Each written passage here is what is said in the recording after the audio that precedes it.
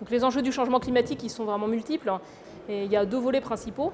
La capacité à limiter le rejet de gaz à effet de serre suffisamment vite et suffisamment fort pour stabiliser l'évolution du climat après 2050. Et après, le deuxième volet, c'est anticiper pour s'adapter, pour éviter les aspects négatifs liés au changement climatique. Et ce constat, en fait, il est basé sur des sciences du climat qui ont fait des progrès majeurs au cours des dernières années. Et un des progrès les plus spectaculaires, c'est la capacité à relier changement climatique et événements extrêmes. Par exemple, on discerne une augmentation très nette des vagues de chaleur, de leur intensité, de leur fréquence. Et on peut conclure par la confrontation entre les observations, l'analyse statistique et le résultat de simulation, prenant ou pas en compte l'influence humaine, qui a un effet principal en fait, de l'influence humaine sur cette augmentation des vagues de chaleur. On peut même aussi le faire dans certains cas sur des événements ponctuels.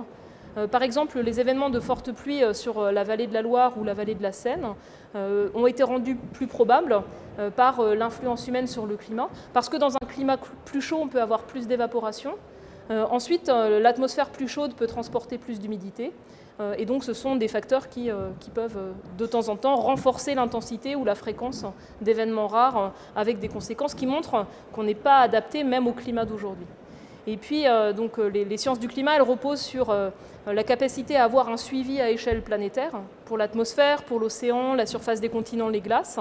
Et le réseau d'observation aujourd'hui, il est vraiment en progrès majeur, mais il reste à le renforcer. Ça repose aussi sur l'observation des processus à l'œuvre. Et un des enjeux clés pour le climat même global, c'est mieux comprendre le rôle des nuages, donc les petites gouttes d'eau, les cristaux de glace, leur interaction avec les échanges de rayonnement et avec la circulation atmosphérique de grande échelle. Donc il y a besoin en fait de combiner des observations, une capacité de calcul extrêmement importante pour fournir un diagnostic et aussi pour fournir aux décideurs les risques d'évolution future en fonction de ce qu'on fera ou de ce qu'on ne fera pas. Et donc la capacité de calcul, la capacité de stockage joue un rôle vraiment important, en particulier parce que dans le climat, il y a la réponse du climat à des perturbations comme celle due à l'influence humaine, puis il y a aussi une variabilité spontanée qui est importante. Donc on est obligé de faire des grands ensembles de simulations pour pouvoir évaluer le poids de chacun de ces facteurs.